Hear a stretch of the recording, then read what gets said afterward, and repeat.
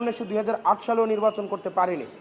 সেই জায়গা থেকে বাংলাদেশের জনগণকে অন্যান্য অনেক আসনে অনেক প্রার্থী বা অনেক প্রতিদ্বন্দ্বী প্রার্থী এই ইস্যুটি সামনে আনতে পারতেন, কিন্তু নিরাপত্তা ইস্যুতে আমাদের যে বিভিন্নভাবে বিভিন্ন এজেন্সির হয়রানির ভয়ে, বা আমিও দেখেছি এটা যখন আমি মামলা করলাম আমার আইনজীবীদেরকে বিভিন্নভাবে ভয়ভীতি দেখানো হয়েছে, আমাকে বিভিন্নভাবে ভয়ভীতি দেখানোর চেষ্টা করেছে, কিন্তু হাসনাত আবদুল্লাহ কখনো কোনো ভয়ভীতির কাছে মাথা নত করবে না। আমাদের এই যে লড়াইটা ছিল, এই লড়াইটা হচ্ছে এই ব্যাংক ডাকাতরা যারা লক্ষ লক্ষ কোটি টাকা বিদেশে পাচার করেছে, দেশের টাকা মেরে দিয়ে যারা জনগণের সেবা করতে আসে শুধুমাত্র নির্বাচনের সিজনে, তাদের কাছে আজকে একটি স্পষ্ট বার্তা গিয়েছে যে বাংলাদেশের জনগণ এখন জেগে উঠেছে, তারা সচেতন হয়েছে। ঋণ খেলাপিরা যতই শক্তিশালী হোক না কেন তারা আর পার পেতে পারবে না।